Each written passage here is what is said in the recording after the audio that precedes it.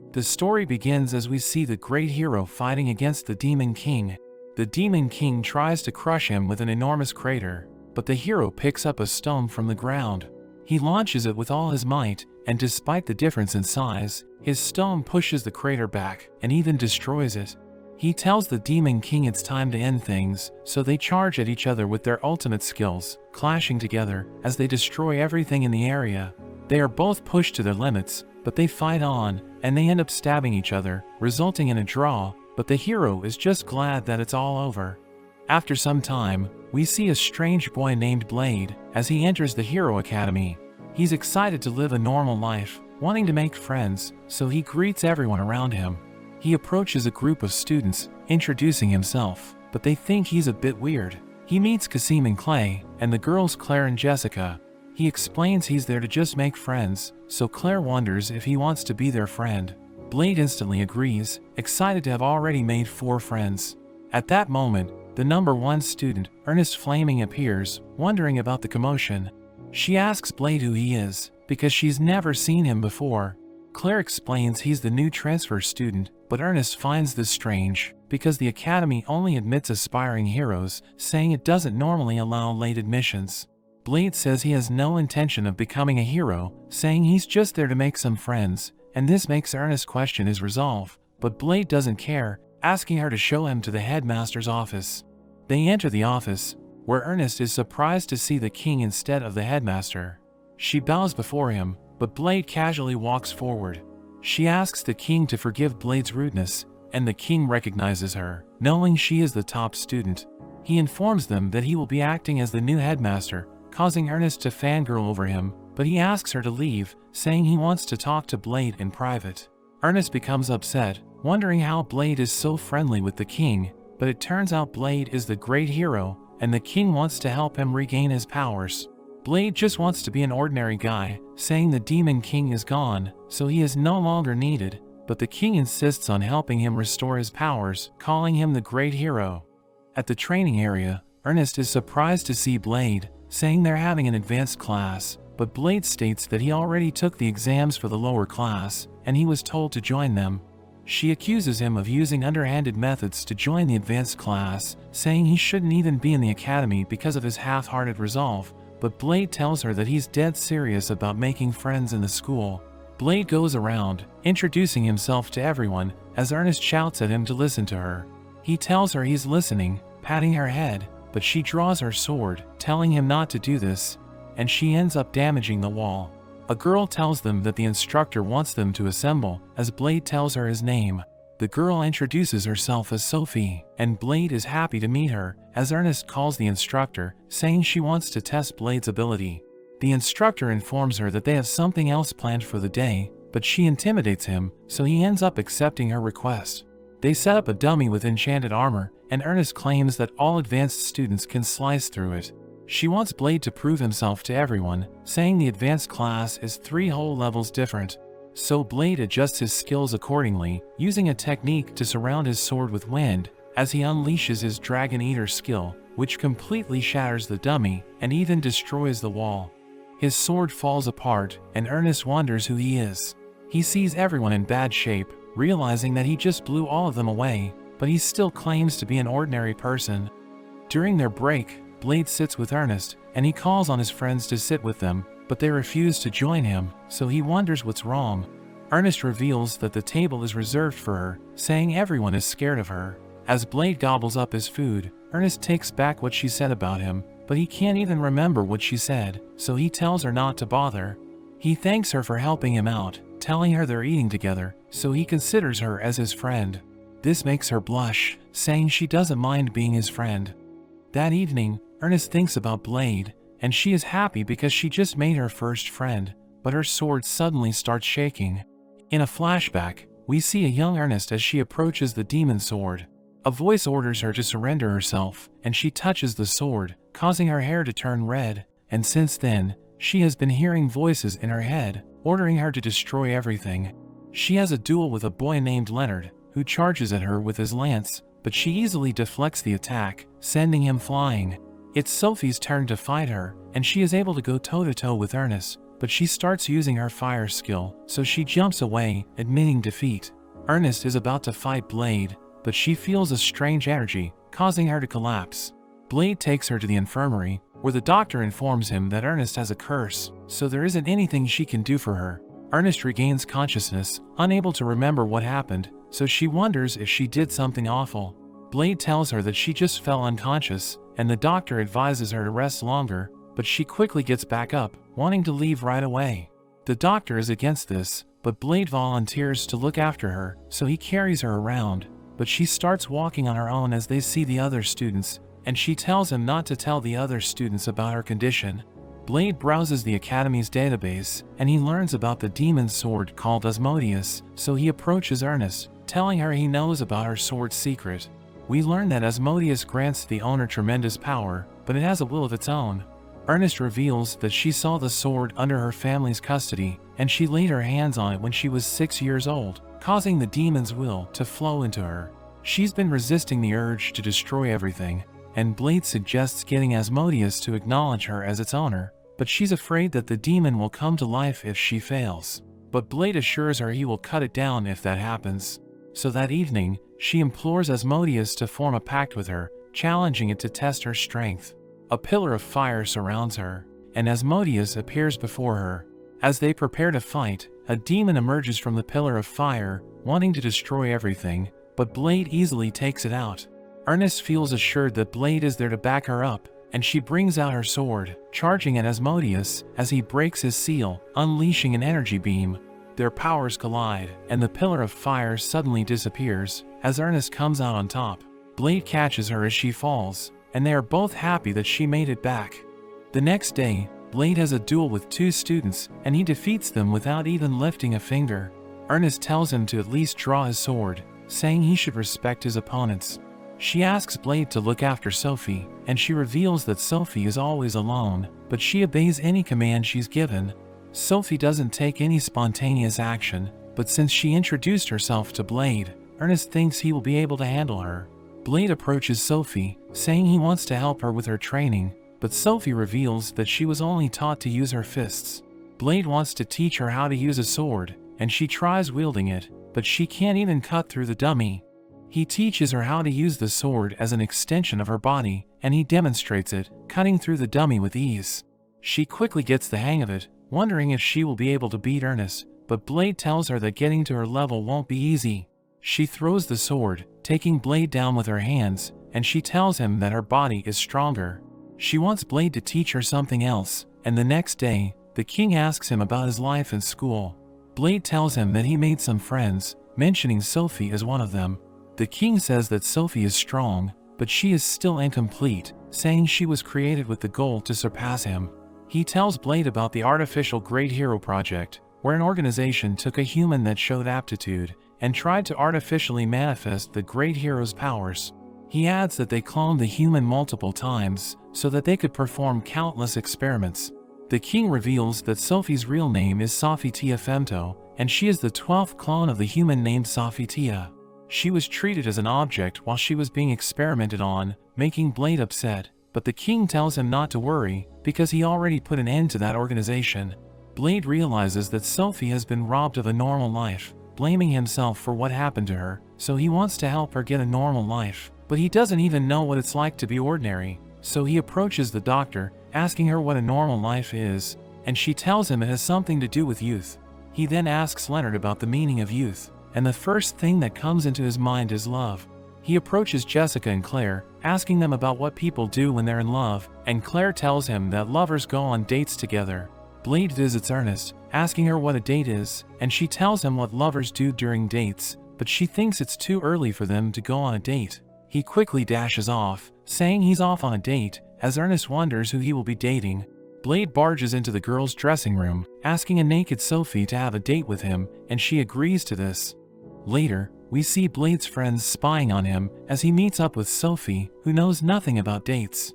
Blade tells her to leave everything to him, as he gives her the precise time for everything they will be doing during their date, but Sophie points out that they are already behind schedule, so he panics, wondering what they should do. Sophie tells him they should just start moving, and they enjoy their time together as Blade's friends continue to spy on them. They reach an arcade, where they play a punching game, and they end up breaking the machines, so Blade's friends offer to pay for it. They share a tropical drink, with their cheeks touching as they drink it. Ernest can't stand watching them, calling them filthy animals, so her friends give her a parfait, which she finds delicious, but as she gobbles it up, they realize that the duo is now gone. Blade checks out their plan, and he realizes that they are behind schedule, but Sophie tells him not to worry because they can take a shortcut. They scale the wall and jump to the sky, leaping around the town to reach their destination. They arrive at a legendary fountain, where Sophie reveals that she had fun with him. She asks Blade why he is doing this, and Blade tells her that it's because they're friends. Sophie thinks that friends shouldn't keep secrets from each other, so she tells him that she is not an ordinary human, because she is an incomplete test subject created to be an artificial hero. She reveals that she has artificial great hero powers, and she displays this by warping the railing, saying she can alter the laws of physics, but she doesn't have complete control over it. She can also increase her body weight, but she tends to overdo it, and she can even stop time for 10 seconds. Sophie reveals she's the final model of the artificial hero project, and although she's considered to be a success, she still has limitations. Blade wants to be fair with her, so he tells her that he used to be the great hero, which is a surprise to her. He apologizes for what happened to her, telling her she can resent him, because he sees the great hero's power as a curse. Blade explains that he never wanted to be the great hero, but he had no choice because he was told that he could save everyone with his powers, which manifested at the age of 3. Since then, he fought countless times, risking his life for everyone, but despite this, he couldn't save every single person, and this made the people angry because it's his duty as the great hero to protect them. Blade starts crying, but Sophie hugs onto him, telling him to be proud because he saved people's lives, and she is actually proud that she was created to be an artificial great hero, wanting to be just like him. Blade decides that he will not let his past as the great hero bother him, as they promise to keep his identity a secret. The following day, the friends dine together, and Ernest tells Blade about the magical beast that the king brought to the school, when suddenly, the ground starts shaking. A dragon appears in the academy, causing the soldiers to panic as Blade arrives, casually walking to the dragon while holding onto a plate. The dragon roars at him as he leaps to the air, striking it with his fist. The dragon is knocked down, and he gives it food. Everyone is surprised to see that he just defeated it with his bare hands, but Blade claims that he's just an ordinary person, saying the dragon is so weak that anyone could take it down with a single hit. The dragon transforms into a girl, who hugs onto Blade, calling him her dad. Blade says he will look for her parents, as he starts looking for the dragon.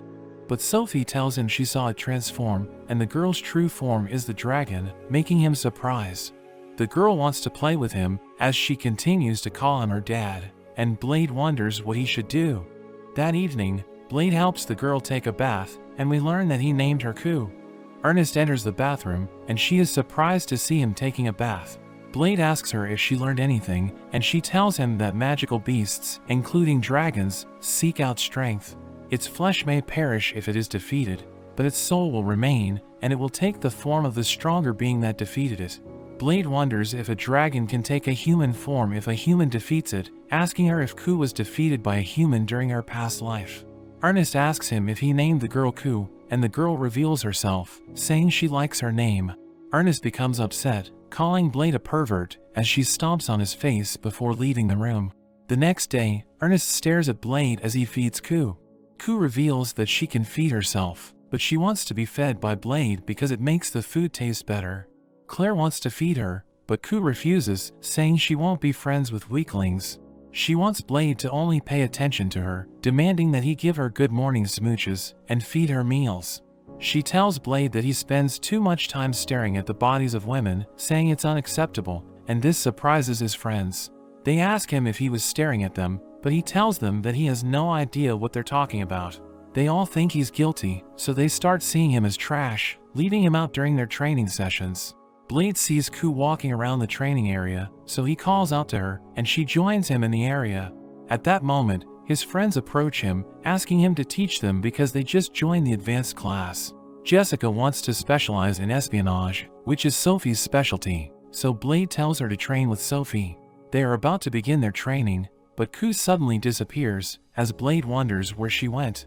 we see Ku walking around the academy, and she sees a group of students training. They notice her, asking her if she wants to join them, but she tells them that they're no match for her as she starts running away. Ku bumps into Blade, and she tells him that she's starving, so Blade treats her to some food. While Ku is asleep, Blade talks to Ernest, telling her that dragons are tormented by parents after they're born, so dragons recognize the first stronger being they encounter as their parent. Blade thinks that Ku has been alone since she was born, so she'll be truly alone if he stops acting as her parent. Ernest realizes that he's serious when he decided to take care of her, and she calls out to Sophie, who was listening to their conversation. Ernest reveals that she ran into her while she was heading to his room, saying she's worried. Blade assures Sophie that things are going well, and they return to their rooms, but Blade realizes that Ku isn't there. He finds her sitting on the roof, where she reveals that the moons calm her down. Ku sees the big moon as the parent and the small moon as the child, saying she used to look at them when she was alone in the wasteland. Blade asks Ku if she wants to make friends, but she tells him that dragons are better than humans, so she doesn't want to be with them, saying Blade is the only one she needs. The following day, Blade asks the king to look after Ku, but she doesn't like being around the king, so she bursts out of the room. Blade starts searching for Ku, and he sees her in a room playing with dolls, as she pretends that they are the students in the academy. She enumerates the names of all students, imagining that they are all her friends, and this makes him sad. Blade smashes his head against the wall, but Ernest stops him, asking him to explain what happened. He tells Ernest that Ku needs friends, but he thinks it's impossible, because she looks down on humans, knowing they need to defeat her first. Ernest tells him that he can't fix this by himself, so she suggests asking for help. They go to the training area, where Blade asks for a favor from everyone, telling them to defeat Ku, but the students know this is a difficult task. He begs them to do this, and Ernest reveals that she will be fighting alongside them. At that moment, their classmates arrive, saying they're also worried about Ku, so they request the students to join in the fight against her. The students agree to their request, and Ku descends from the sky as the students prepare to take her on. The king watches from above, saying this is the kind of training he wants to see. His servant wonders if a dragon will acknowledge defeat if it's taken down by a large group of humans, and the king tells her that dragons see humans collectively, so it's still considered a fair fight. We learn that when the humans captured Ku, she was caught in a trap, so she wasn't able to fight them, but Blade tells her that things are different now, telling her to see how tough humans are. Ku breathes fire as Ernest pulls out her sword, telling everyone to prepare for battle. Ku attacks with her tail, causing all the students to run, but Ernest lands an attack on her, telling the other students to remember their training. The students get into formation, attacking her blind spot, and the king enjoys the show, but the king notes that their attacks won't be enough to get through a dragon's scales. Ku blows some of the students away, and things aren't looking good for them, but Sophie lands a punch on her, and Ernest attacks with her demon sword. The king thinks it's not enough, but Blade says it was just a distraction, and Ku falls into a pit. The king says it's not fair to use traps, but Blade claims that it's fair, since the trap was created during the fight, and we see Leonard dug the hole while the other students were distracting Ku. The students charge at Ku, and Ernest prepares another attack, but Asmodeus struggles from the constant use. She tells him not to be a wimp, and she attacks Ku again. Ku starts to fly, but Ernest knocks her right back down.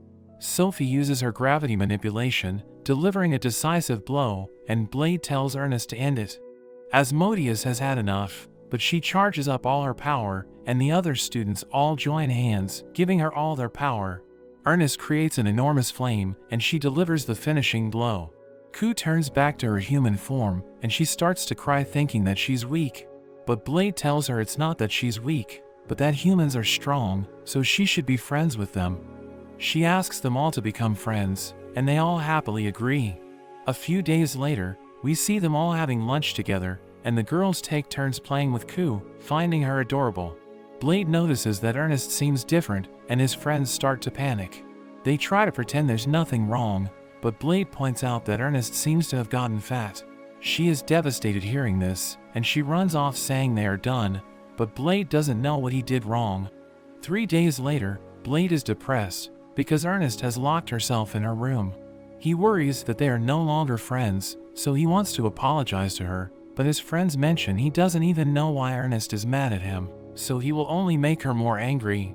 They decide to go along with him, knocking on her door, but she doesn't respond. Jessica picks the door, and they let themselves in. They see Ernest on the floor, and they think she's crying, but Ku suddenly rushes over to her.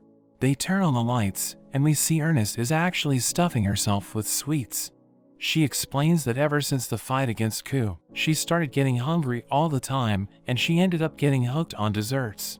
Blade asks her if they are still friends, and Ernest says that they are, but she didn't want him to see her like this.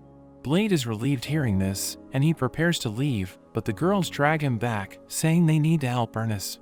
He doesn't know how to comfort her, so Jessica tells Leonard to show him how it's done. Leonard swears he will be devoted no matter how fat she gets, but Ernest just punches him away. Blade gives it a shot, telling her that her friends are there for her, so she can rely on them, and Ernest decides to give it a go. We see them going for a run, but Ernest struggles to keep up. They help her with other exercises, and she only gets a tiny plate for lunch. Jessica tells her she needs to cut her calories, but Ernest just wants to eat. She spends time sweating it out in the sauna, but after everything, when she checks her weight, it hasn't gone down at all. The next day, Ernest decides to try something more drastic. She uses the power of her sword, offering up her flesh as power, and she is covered with flames. Her friends arrive, wondering what's going on, and Blade tells them to believe in her. She gains a new form, and Asmodeus speaks to her, saying she has achieved an undying body that's immune to physical attacks, and he wonders who they are fighting, but Ernest tells him she did it just to burn off her fat, and Asmodeus is stunned, but he notes that this form consumes 1,000,000 calories per hour. Ernest is glad she doesn't need to work out, but she reaches her limit, and she starts to get hungry again. She starts to lose control, charging at her friends to eat them. But Blade unleashes an enormous gust of wind, overpowering her, and she returns to normal. But not long after, they see Ernest is fat again, stuffing herself with sweets. They're all disappointed in her, but she claims she can just turn into a demon again, so it's not a problem. In the infirmary, the doctor tells Blade that he's making great progress, revealing that he's currently at 30% condition. Blade asks her if he can now use his powers, but the doctor explains that he will die if he uses 30% of his full strength. As Blade walks around the academy, he stumbles upon Claire, who introduces him to her friend named Maria, and Blade remembers her as a clumsy student who can't even throw fireballs in the right direction. Maria joins Blade's group at the dining table, and she asks them to kill her if she loses control of herself. She explains that a powerful magical beast exists inside her, as she accidentally shatters her cup, saying this is what happens when she loses control of her strength. Maria states that she was able to control her strength, but she's been having issues with it recently. Maria is afraid that the beast will destroy everything, knowing she needs to do something, and they all agree to help her out. They take her to the training area, which they surround with a magic barrier, as Blade tells Maria to unleash her full power. Maria doesn't want to do this, but Ernest states that Blade has saved her before, so Maria decides to have faith in him. She removes a limiter on her arm, shattering the ground as it falls, and she reveals that it limits her powers by half. She proceeds to remove the limiters on her other limbs, and she shows them her pendant, saying it restricts her power to 1/10. But before she could remove it, the chain breaks, as a powerful wind surrounds her, transforming her into a demon, and a mark on her forehead appears, as she claims to be the Demon King. Blade knows this isn't true, but the mark on her forehead is identical to the one that the Demon King had. Ernest uses her full power, trying to attack the demon, but she is blown away with just a gust of wind, sending her crashing into the ground. Leonard charges at the demon with his lance, but with just a flick of her finger, she sends Leonard flying. Sophie manages to grab the demon, using all of her energy to cast an immobilization spell, but it's not enough to hold her. Ku unleashes a powerful fire breath, but the demon just absorbs it, and she throws it right back at Ku, exploding upon contact, and instantly defeating her. With all of his friends defeated, Blade strikes the demon, but it does nothing, and she realizes that Blade is holding back, because he hasn't even unsheathed his sword. She threatens to kill him if he doesn't fight seriously, as she blows him away with a gust of wind. Blade unsheathes his sword, trying to fight back, but she easily parries his attacks. She wonders if that's all he can do, as she blasts him with fire. Blade blocks it with his sword, but it causes it to shatter. Ernest gives him Asmodeus, and he claims he will end the fight with a single move. But the demon thinks he's being arrogant, telling him to bring it on. A powerful aura surrounds him, and he unleashes a devastating attack. The demon blocks it with her barrier, but it starts to crack, and she soon realizes it isn't enough, wondering who she's fighting. Blade claims that he's just an ordinary guy, and he shatters her barrier, allowing him to defeat her. His skill causes a massive explosion, which even destroys the magic barrier surrounding the area. Blade is happy that everyone survived, but he suddenly collapses. He wakes up in the infirmary, where the doctor reveals that she was worried about him because he almost died. Blade promises to be more careful, and the doctor reveals that his friends are fine, saying even the demon survived. After some time, we see the demon walking around the academy, and when she sees Blade, she is about to call him the great hero, but Blade stops her, confirming her suspicion as he tells her to stop, asking her what happened to Maria. The demon tells him that Maria is a different personality, saying nobody has given her a name, but the other students are calling her Mal.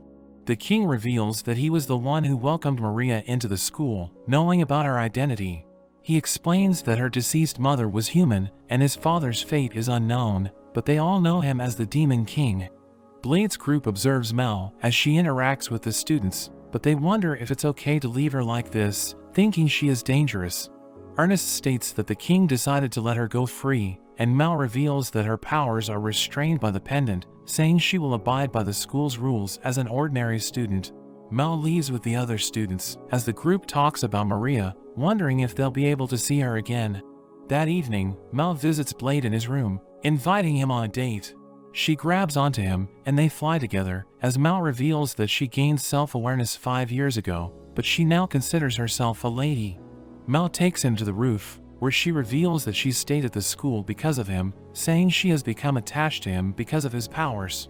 Blade reveals he can now only use 15% of his power, and Mel says he's not worth killing as he is, but she won't leave the school until she kills him in the future. Mel thinks she likes Blade, but she isn't sure about her feelings, and she reveals that she can't remove her pendant, because Maria's consciousness won't allow her to do it. She reveals that Maria was scorned by humans, so she was forced to live in hiding with her mother, who believed in her father, but Maria doesn't share her sentiment. Her mother's death filled Maria's mind with doubt, not knowing about her father, and wondering if her father was the cause for all of her suffering. Mel's consciousness was born to help Maria cope with this issue, so she thinks that Maria won't return. A few days later, Maria's friend Eliza reveals that she has done her research, saying the pendant is not a sealing item, but a recording device. Eliza speculates that it could contain a message from Maria's parents, thinking it could bring Maria back. Mel allows her to activate the pendant, and Eliza tells her to open it, and when she does, it causes a hologram of the Demon King to appear. They hear the Demon King telling Maria's mother to forgive him for leaving her behind, because he had to fight someone, and he didn't want to get her involved. The Demon King told her to name their daughter Maria, and he told her to tell Maria that he was already dead, but he states that he will love them even after his death. Mel starts to cry as she reveals that Maria's consciousness is about to take over. Everyone calls Maria's name, and her consciousness returns to the body as she continues to cry. Later, we see Blade having a duel with Maria, who allows Mel to take over her body. As they fight, we learn that Maria wants Mel to coexist with her, so even though Maria's consciousness is dominant in her body, she still allows Mel to take over. Blade walks around the town with his friends, and they see a wagon stuck under the bridge. They realize that the wagon is being pulled by a centaur, who Blade recognizes as Dione. She is about to call Blade the great hero, but Blade stops her, telling her that his identity as a great hero is a secret. Dione explains that she has known Blade for a long time, and Blade asks her what she plans to do with the wagon. Ku offers to take care of it, and they make their way to the king, who is revealed to be the owner of the wagon. The king informs Dione that she's going to be teaching at the academy, saying she is more than qualified to act as their instructor, as she looks forward to teaching Blade. At the academy, Dione demonstrates her skills on huge blocks of god iron, which are deemed to be indestructible. She charges at a block with her lance, blowing a hole into it as she passes through, and the students are impressed by her skill. Dione proceeds to destroy the other blocks, as Sophie notices that the heat generated by her attacks are causing the god iron to melt. Dione easily destroys all of them, saying she has finally warmed up, so she's ready to begin the class. Dione introduces herself to everyone, revealing that she is known as the Demon Lance, and Ernest recognizes her alias, asking her if she is the commander of the cavalry corps. The class is surprised to learn that someone so accomplished is going to be their teacher, but Dione tells them that she's nothing compared to the great hero. As they take a bath, his friends start asking Dione about her relationship with Blade, wanting to know what Blade was like in the past. Jessica starts patting her back, and this makes Dione feel good, causing her to make weird noises. Blade hears the noise, so he enters the ladies' room, and this makes Ernest upset, but Jessica tells her not to worry, because Blade is mentally similar to a 5-year-old. Dione reveals that Blade was 5 years old when she first met him, saying he used to be as fierce as a wild animal. She tells them that Blade tried to eat her in the past, back when she was so much weaker. After that happened, she trained to become stronger, allowing her to join forces with the great hero. Dione reveals that the great hero used to ride on her back, but he didn't let her join during his fight against the Demon King, and she thinks it's because she wasn't strong enough at the time. Several days later, we see Blade and Ernest walking around the town when a massive bird known as a simurgh appears. Ernest wonders what it's doing there, but she isn't worried, because there is no record of simurghs attacking humans. But at that moment, the simurgh descends toward them, destroying a nearby wagon. Ernest thinks about fighting it, but the simurgh glares at her, causing her to hesitate, as Blade tells her to keep her fighting spirit in check. So Ernest raises her hands, and the birds start flying away, as she realizes that there are 2 simurghs. They wonder why the wagon was attacked, thinking the king must have something to do with it, so Ernest rushes to the king, asking him to explain what's happening, as Blade informs him about the situation. The king reveals that the wagon brought by Dione contained a simurgh's egg, so Ernest becomes upset, because his actions made the parents furious. But the king explains that the parents picked a poor location for a nest, because it needs to be placed at a greater height, where it can bathe in the light of the setting sun for it to hatch. He tells them that the egg wouldn't have hatched if it were left alone, so he decided to intervene, telling them the egg is going to hatch tomorrow, and ordering them to protect it. The next day, Blade informs the students that they need to buy time until sunset, saying the parents are in a state of frenzy, so they might destroy the egg if they find it. He tells the students about their plan to hide the egg, and lift it to the top of the tower using an elevator, so that the egg will be placed under the perfect condition for it to hatch. The simurghs are destroying the wagons in the capital, but the students have evacuated the civilians, and they are now fighting a simurgh. They manage to restrain it with wires made of god iron, but the bird manages to break free, pulling up entire buildings and flying away with it. However, Blade is happy because it bought some time for the egg to hatch. As Claire treats the wounded, the other simurgh appears, so Ku attacks it with a fire blast, but it does nothing, and it dashes past her. Maria allows Mao to take over, attacking with lightning, but it isn't enough to defeat the bird, so Ernest consumes all of her energy to use the flame of Asmodeus, dealing considerable damage. With her energy depleted, she crashes into a building, but she happens to find pudding, so she eats them to regain her strength. As the sun is about to set, they lift the egg using an elevator, but it malfunctions, causing it to stop, as a simurgh makes its way to them. Blade starts scaling the tower to reach the egg, but he is struggling because he can only use 15% of his strength, so Dione helps him, allowing him to ride on her back. She reminds Blade that he's no longer alone, and he tells her that he now has plenty of friends, considering Dione as one of them. They reach the egg, but Blade struggles to lift it, so Dione comes up with an idea, telling him to hold it tight, as she lifts him up and pushes him to the top of the tower. The king welcomes them to the finish line, but a simurgh approaches them, and the king states that it's his time to shine.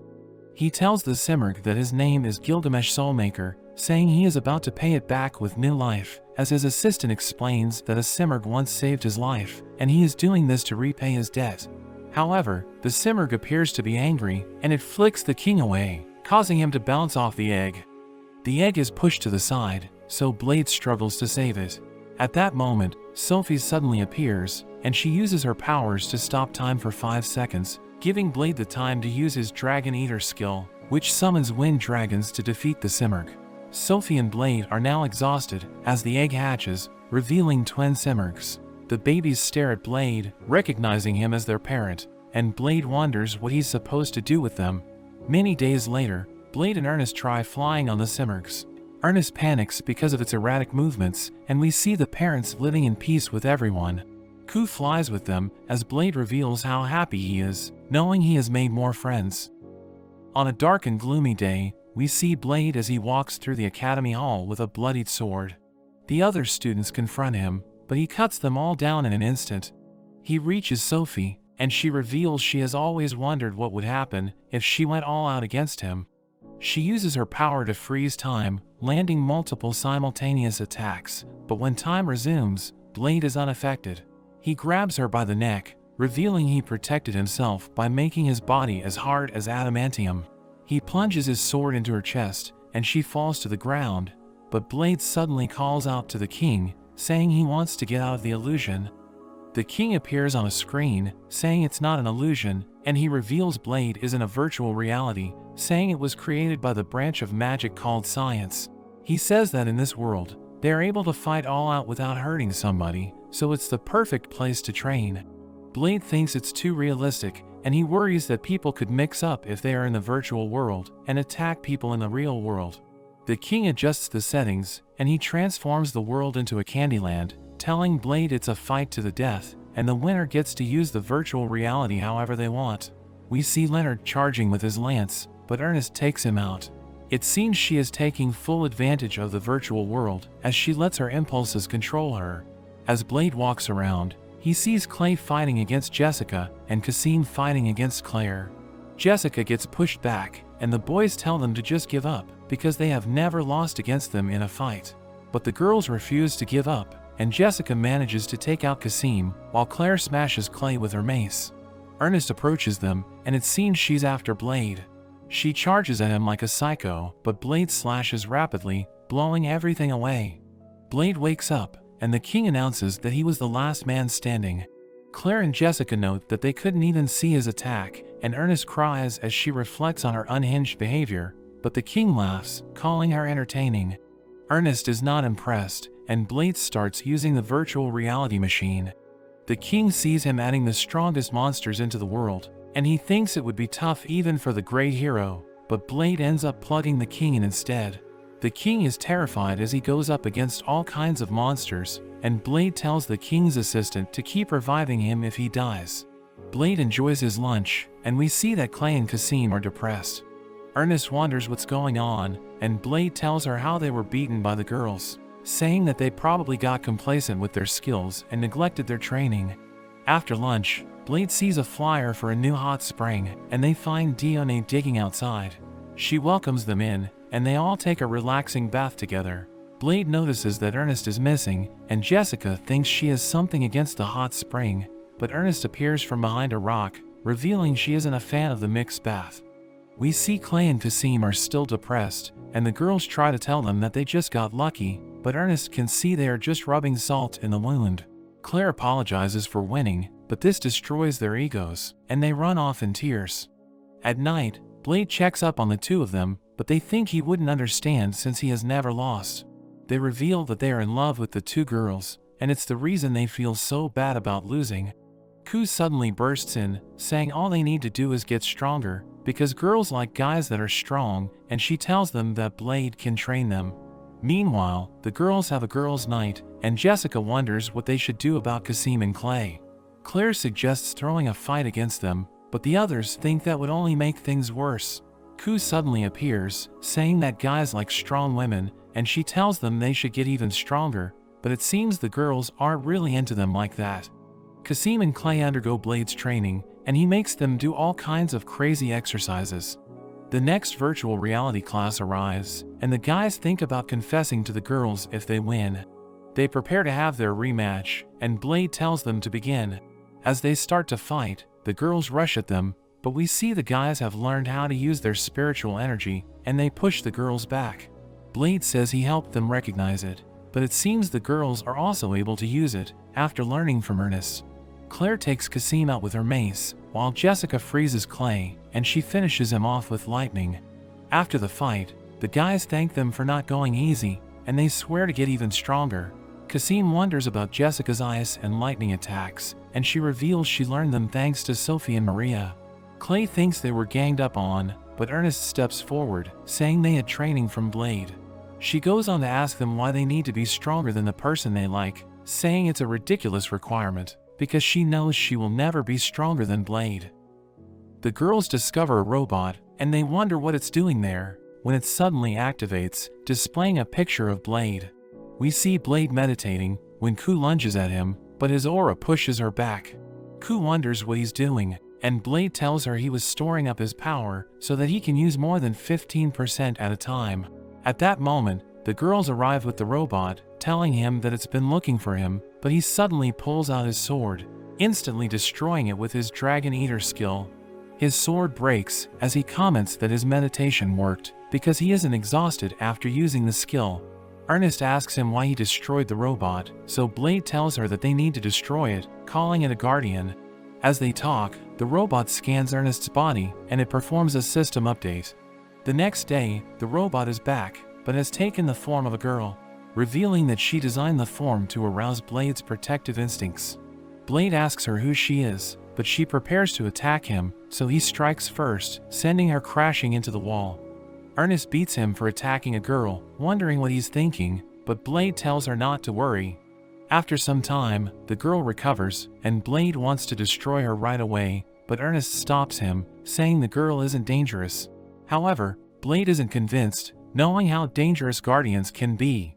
The girl reveals that she was given an order to destroy him, and she is currently observing him to gather more data. Claire asks her if she wants to join their class, calling her Iona, because she sees the name on her chest, but the girl reveals that it's read as 10NA, and it's actually her identification number, but Claire insists on calling her Iona. Iona isn't interested in joining their class, but Claire tells her that they will help her come up with a plan to defeat Blade, and Iona agrees to work with her. They discuss how to defeat Blade, as Claire asks Iona why she is after him. We learn that Blade entered the area she was guarding, which was the royal library where he learned about Asmodeus. Iona reveals that Blade destroyed her multiple times, but Blade tells her that she always attacked him first, so he had no choice but to fight back. The girls condemn Blade's behavior, so he starts walking away. Sophie follows him, and Blade tells her that he only broke into the library because of his duties as the great hero. We learn that guardians keep their souls in a separate location, so they won't die if their bodies are destroyed. Eliza thinks that Iona can't win, because Blade knows that she won't die if he attacks her, so Eliza comes up with a plan. Eliza explains that if they install Iona's soul into her body, Blade will hesitate to attack her, because she is no longer indestructible. At the arena, Blade and Iona are about to fight, but she tells him that she is no longer connected to her mother computer, so she will die if she is destroyed. She proceeds to give him a beating, blowing him away, and asking him what's wrong. Blade is about to use his Dragon Eater skill, but he hesitates, knowing she will die if he uses it, so he uses the skill with his bare hands instead, but it has no effect on her, and she proceeds to pummel him, taking him down, and landing a strike, which shatters the area around them. Blade admits defeat, and everyone celebrates Iona's victory. After some time, Iona explains that she's been trying to reconnect with the mother computer, but it isn't accepting her connection, seeing her as a defective unit, and she doesn't feel secure because she has no supervisor. She wants Blade to be her master, saying the counter will keep ticking if he refuses. Iona reveals that she is going to self-destruct, making everyone panic, as we learn that she will explode in a few days, so Blade tells her that he can be her master. Iona becomes Blade's servant, saying she will obey his commands, but Sophie becomes upset, because Iona is stealing her character traits, so they start competing for Blade's attention. They have a contest to determine who will be able to serve Blade better, and that evening, they watch Blade as he sleeps. Iona reveals that she was always alone, and that Blade was the only person who came to visit her. Sophie was also alone when she was at the lab, saying she was only able to stay linked with the world because of Blade. They realize that they aren't so different, so they start to get along, making Blade happy. The next day, Blade asks Iona to show him the counter, and we learn that she will self-destruct in a few hours. She reveals that serving Blade only slowed down the counter, as Eliza speculates that it must be because Blade is human. Iona tells them that she wants to spend her last moments with them, so they throw a party for her, as Sophie tells her to enjoy the moment, because everyone is trying to make her wish come true, calling her a friend. They enjoy their time together, and after the party, Ernest starts looking for Blade, but he's nowhere to be found. Iona's time is about to run out, so she walks away from the others and protects them with a barrier. Iona thanks them for helping her enjoy her final moments, saying she now understands humans. She tells Ernest that she is scared, because she doesn't want her life to end, telling them not to forget about her. She bids them farewell, but to their surprise, Iona doesn't self-destruct, so they start to wonder what's going on. At that moment, Blade comes out of the ground, and Ernest asks him why he didn't attend the party. Blade reveals that he went to the mother computer and begged her to let Iona live. His actions caused Iona's connection with the mother computer to be restored, so she will no longer self-destruct, so they all celebrate. The academy has a battle royale, where every student uses their powers to compete, but Blade wipes the floor with everyone. Leonard is still standing, so everyone cheers for him, telling him to defeat Blade. He wants to win for Ernest, but she thinks that he's a goner, knowing how weak he is. Leonard charges at Blade, who easily defeats him, as the others walk away, seeing him as trash. That evening, Leonard thinks about how powerful Blade is, knowing he doesn't stand a chance, but he thinks that Ernest will never like him if he doesn't defeat Blade. The next day, he meets up with Maria, who knows that he wants to win against Blade, so she tells him that she's rooting for him. Leonard thanks her, saying he will win at any cost, because he wants Ernest to recognize him. At that moment, Eliza joins them, knowing they can never win against Blade, so she offers to help them, saying she will come up with a plan for them. Leonard gathers Blade's friends, asking them if they have any suggestions on how they can defeat him, so Jessica suggests attacking him while he sleeps. Ernest calls it a cowardly tactic, but Eliza reminds her that Blade is overpowered, so it isn't really a fair fight. Eliza explains that they need to defeat Blade by any means necessary, but Ernest says that she wants to fight him head-on, using any weapon that can give her the advantage. They conclude the meeting, and Ernest fights Blade using Leonard's lance, but he easily defeats her, breaking the lance. Jessica says that it's time to try her method, so she sneaks into Blade's room while he's sleeping, but Iona sees her and blasts her away. Jessica wonders why Iona attacked her, because they're supposed to be allies, but Iona tells her that it was an automatic function. The others try to take him on, but none of them stand a chance, because Blade is just too strong.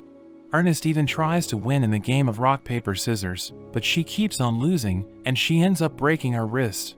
They have another meeting, where Ernest tells everyone that she wants to defeat Blade, and force him to admit defeat. They remember how Iona won against him, when she used her own life as a hostage, so they think that they should use hostages to achieve their goal. Leonard seems to be against this plan, but Ernest tells him that they can win, and they all decide to go along with it. In the classroom, Blade asks Ernest about Leonard and the others. She tries to play dumb, and Jessica tells him that they are just running an errand. Claire tells him not to worry about them, as 3 masked men enter the room, saying the room is under their control. Ernest calls them terrorists, but Blade isn't bothered at all. The terrorists take the doctor hostage, ordering the students to leave the room. Blade is about to leave, but Ernest stops him, telling him that the doctor is being held hostage. The doctor seems to be happy about this, knowing Blade is about to save her, and the girls volunteer to be taken as hostage, wanting Blade to save them. They start arguing with each other, as the doctor walks away, letting them take her spot.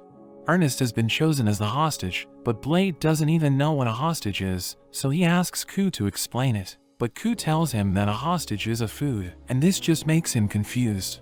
His calm demeanor gets on Ernest's nerves, and she tells him to save her, as the girls tell him that they have all been tied down, so they need to be saved. But Blade is still trying to understand what is happening, thinking that the terrorists are going to keep them as food. The terrorists tell Blade to surrender, but Blade knows that they are his friends, because he recognized their behavior. They remove their masks, and they all bow to him, as Blade asks them what they plan to do with the girls. Kasim tells him that they are going to be kept as food, saying the girls now belong to him, but Claire beats him up. Leonard tells Blade to surrender, knowing he is weak against hostages, but he tells Leonard that their plan won't work. He takes Ernest as a hostage, while Clay asks Blade if he is going to give up, but Blade casually swings his sword, and the boys are disarmed and stripped of their clothes. Everyone attacks Blade with everything they have, but he wipes the floor with them, wondering what they are doing. Maria admits that the boys were just pretending to be terrorists, so Blade thinks that they were playing a make-believe game, asking them if they will be back tomorrow, but it seems they've had enough. In the cafeteria, Blade sees a group of students holding a birthday celebration, and we learn that he doesn't even know what a birthday is. Dione reveals that they don't know Blade's exact age, saying they just found him 16 years ago, when he was around 1 year old. Maria inquires about the date he was found, so Dione tells her that it's coming up in about a month. We learn that Blade was holding onto a sword when they found him, and that's how he got his name. Ernest thinks about something to give Blade as a birthday gift, and at that moment, the king suddenly joins them, saying that a pork curry would make a good present. Jessica tells him that Blade can get that food in the cafeteria, but Gilgamesh suggests preparing a special tonkatsu curry. The students gather at an underground chamber, where Gilgamesh reveals that they're about to undergo training by eating delicious food, showing them a jungle. Everyone wonders how such a place could fit beneath the castle, thinking there could be magic involved. The door behind them closes, as Gilgamesh explains that it won't open until they finish their quest. His assistant tells the students to survive until they consume 11 billion calories, and Dione reveals that there are plenty of ingredients around them, but the creatures in the area are violent. The students set up camp, as Jessica lures a monster to an open area, but the creature notices Claire, and it chases her instead. Maria allows Mao to take over, and she uses a spell to defeat the monster, allowing them to capture it. They bring the monster's remains to the camp, where they start cooking it, and we see everyone doing their part, making sure that the camp is well protected. Blade is taking a bath, when Ernest suddenly joins him. She notices the scar on his chest, so she wonders what he was like as a child. Blade reveals that he was always fighting for his life, knowing he wouldn't survive if he didn't get stronger. Ernest touches his chest, and she starts leaning closer, but Claire suddenly charges to her, telling her not to go any further, and Ernest is embarrassed to learn that they were watching her. The camp eventually turns into a village, as the students get closer to reaching their goal, but Gilgamesh thinks that the task is too easy for them, so he comes up with a new challenge, ordering the students to gather the ingredients he has listed. They enter a cave, where they encounter a cabbage monster. Ernest is about to burn it, but Sophie stops her, telling her that they need it raw. They all gang up on the monster, and they are able to capture it. The students go to a cornfield to find the next ingredient, and they encounter a boxing corn. Blade is about to fight it, but Sophie tells him that it won't taste good if he doesn't use his fists. Blade has a boxing match with the monster, managing to win, and the group captures it. They see a carrot on the ground, and Blade is about to pull it out, but Ernest stops him, as the carrot lets out a piercing sound. Ernest reveals that its scream is a lethal curse, but Iona steps forward, telling Blade that curses have no effect on her, since she's just a robot. She pulls out the carrots, and the others cover their ears, as the sound destroys every living thing in the area. Iona manages to complete the task, and Gilgamesh compliments them on their progress, telling them that it's time to gather the final ingredient. They go to the giant tree, as they hunt the creature known as the Beast King. The ground shakes, as the Beast King makes its entrance. The students are ready to take it on, but Blade sees something behind it, as a massive creature takes out the monster, letting out a powerful roar. Gilgamesh recognizes it as a behemoth, and he knows that it tastes even better than the Beast King. The students attack with everything they have, but the behemoth makes short work of them. Sophie and Iona blast the creature, with all the girls following after them, creating a massive explosion, but it still has no effect on the behemoth. The creature fires an energy beam, but Leonard protects everyone with a barrier. Ernest allows Blade to borrow Asmodeus, as he says that there is only one technique that can take it down, but Mao knows that he won't be able to do it, since he can only use 15% of his powers. Blade tells her that he needs 30% of his powers to use it, so he asks to borrow some of her power, holding onto her hand. But Mao tells him that she knows a faster way to do it, so she kisses him, and transfers the energy to him. Sophie immobilizes the behemoth, as Iona fires her cannon, but it isn't enough to stop the creature, so the students distract it, as Blade and Mao raise Asmodeus, telling everyone to stand back. A whirlwind surrounds them, as Asmodeus transforms into a giant sword, known as the Holy Demon Blade. They use it to strike the behemoth, slicing it in half, as Mao recalls the technique as the same one that Blade used to defeat her. But Blade is now exhausted, and he thanks Mel for helping him use the skill before passing out. They return to the academy, where the doctor tells Blade that he can now use 18% of his powers because his body is slowly recovering. Blade makes his way to the cafeteria, where the students surprise him, wishing him a happy birthday. Ernest tells him that this is the day he was fostered, so they are considering it his birthday. Ku tells him that he is now 18 years old, and Ernest shows him their gift, which is a special tonkatsu curry made from the ingredients that they gathered. He can't believe they did this all for him, and when he tastes it, he starts to cry, thanking them all for being his friend. We see Clay learning Blade's technique, creating a wind vortex that strikes the target, and he is happy that he was able to do it. Sophie joins them, and he gives her a vague explanation on how he did it. She is also able to use the technique, surrounding herself with a powerful whirlwind, as the boys wonder what's going on. Blade tells them that this is what the skill is supposed to look like, and Sophie launches the wind at the target, completely shattering it. She suddenly tries to attack Blade, but the real Sophie appears, blocking her attack. Everyone gathers around them, surprised to see that there are two Sophies, so the imposter immediately retreats. She returns to an abandoned building, where we learn that her name is One, and we see she is working with the other clones from the artificial hero program. She reports that the scouting mission was a success, and she shares the data with everyone, allowing them all to learn Blade's technique. They try using it, destroying the building they're in, but they reveal that this isn't really their goal, and that their real mission is to assassinate Blade.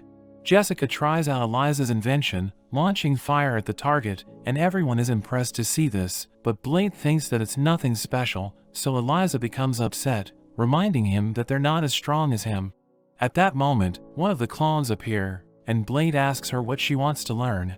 She says that she wants to learn how to kill him, and she starts attacking him, fiercely exchanging blows with him, but she gets pushed back, saying he isn't doing a good job at teaching her, because he's still alive. Blade tells her that he doesn't want to die, but she starts flirting with him, and Sophie suddenly arrives, threatening the girl, so she decides to retreat. We learn that this is the fourth time that the girls attacked Blade, so they discuss this at the cafeteria, wondering why they are doing this. Ernest thinks that they are trying to assassinate him, but he doesn't seem to care, and Sophie promises to protect him.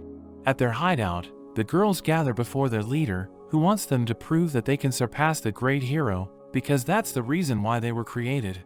Sophie checks up on Blade as he sleeps, and she learns that he is being protected by Iona.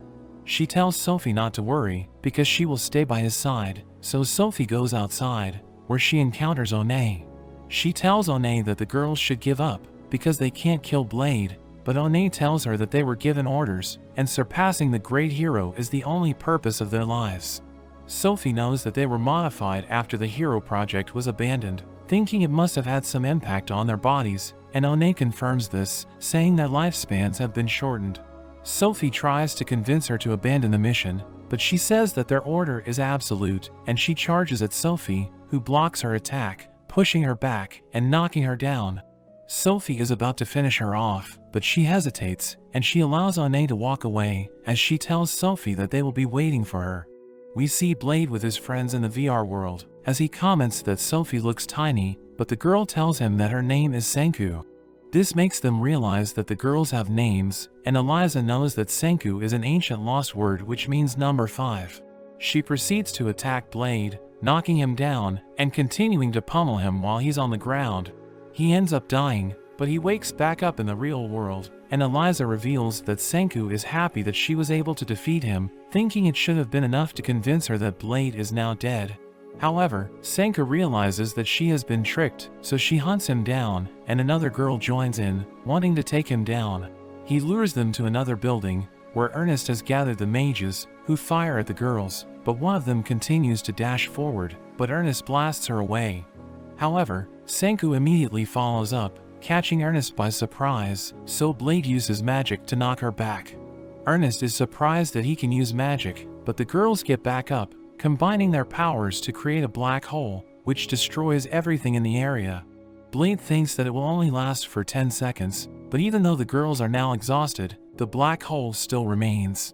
Iona explains that it will not die out by itself, and it's about to suck some of the students in, but Blade saves them. Sophie jumps to the hole, and she uses her powers to absorb its energy, causing it to lose strength, and she is able to get rid of it. But she becomes exhausted, so she collapses as Blade catches her, telling her that she did a good job.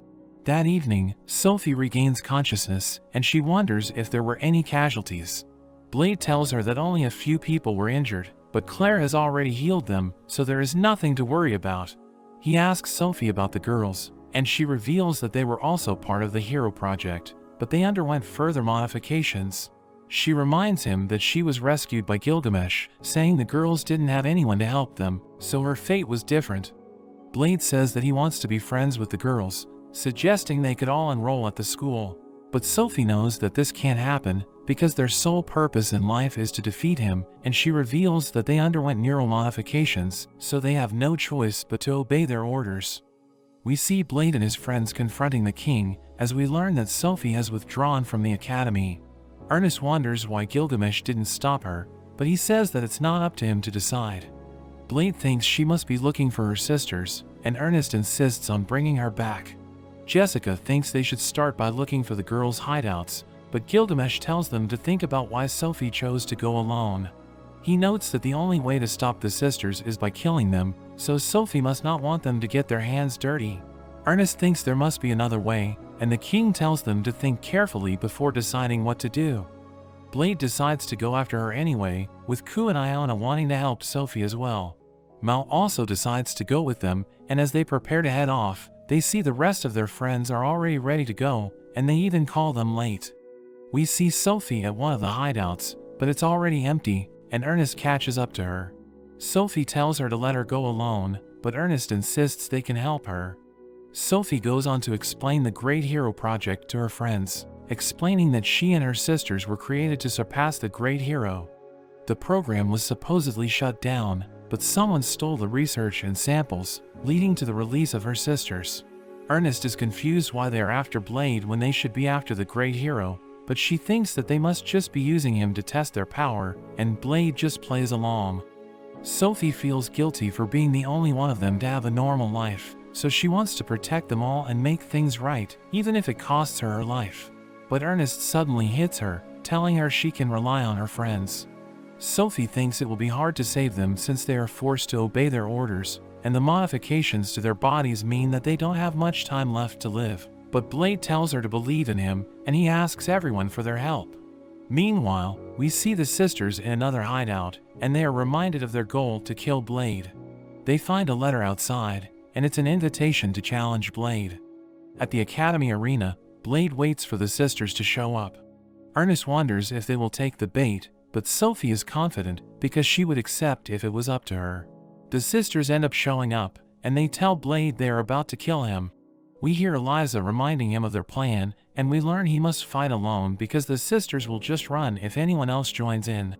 The sisters immediately rush at him, and Eliza tells him his goal is to deplete their energy so that they can find the person giving them orders and find a way to reprogram the girls. Blade starts to struggle against them, and he even loses his sword. Ernest worries for him, but Sophie tells her to have faith in him. Blade manages to stop them all with a barrier and push them all back. Ernest feels bad for not being able to do anything, but Jessica reminds her there's a way for them to help. Blade recovers his sword, but one of the sisters activates her hero ability, causing everything to turn upside down, and Blade is knocked around. Her technique ends, and Blade falls to the ground, but the girl has also run out of energy. The next sister activates her power, creating countless clones of herself, but Jessica suddenly throws Blade a vial, which he loads into his sword, allowing him to use her power, and he blows the copies away. The girl also runs out of power, and the next sister charges at Blade, but Leonard throws Blade his power, allowing him to create a barrier and block the girl's attack. However, Blade's sword is destroyed, and Senku charges at him. Blade manages to dodge, and he calls out to Ernest to give him her power. She wonders how he can use it without his sword, but she throws her vial anyway. However, Senku interrupts them, and the vial falls to the ground. Sophie quickly uses her power to stop time, allowing her to retrieve the vial and save Blade. Senku prepares to attack with her hero power, but Blade borrows power from Sophie, and he manages to counter it, causing Senku to become exhausted. One is the only one left, and she prepares to finish Blade off, but he still has Ernest's power, and he manages to match her attack. Fire goes everywhere, and all the students panic. As the dust clears, One is still standing, and the sun starts to set. Blade wonders what she's waiting for, but she notes that her time is up, as her body starts to deteriorate. Blade wonders what's going on, and One reveals that they only had 14 days to live, and today was their last day. Blade asks Eliza for help, but she notes that there's just not enough time. Blade thinks about finding their creator to save them. Eliza reveals that they already found him, but it seems he's been dead for a long time, so there was no one actually giving the sisters orders. Sophie tells Blade to gather all her sisters, and she tells One that there's still a chance for them to survive. One thinks there's no point in living since they failed, but Blade tells them if they live, they can get stronger and try to surpass him. The girls like his idea, and Sophie tells One to use her hero power. With help from Blade, all their souls and minds are able to be transferred to Sophie. The next day, we see Blade in the infirmary, and Sophie comes to visit him. We learn that all the sisters now share her body, and One tells him to recover so that they can try killing him again. Sophie takes control, and Blade asks her how she's holding up. She compares it to having 5 children inside her, but she's glad that she managed to save them. The next week, we see Gilgamesh holding another training session as a giant monster fights against the students. Many of them are blown away, and Ku transforms into her dragon form to deal with it, but even she is no match. Gilgamesh's assistant notes that there was a mix-up when the monster was delivered, so it's the raw monster that's way stronger than expected. We see Ernest attacking with her flames, but even that has no effect. Sophie uses the power of all her sisters, using all of their different skills, but it barely does anything. Mao and Iona blast the monster with everything they have, but the monster is completely unfazed. Things are looking bad, but Gilgamesh just laughs. He says there's no need to worry, because they have the great hero, and the monster is suddenly taken out in a single hit. Blade arrives with his lunch, and he wonders what they're all doing, but that's where this video ends. Remember to like and subscribe to the channel. Thanks for watching, and I'll see you next time.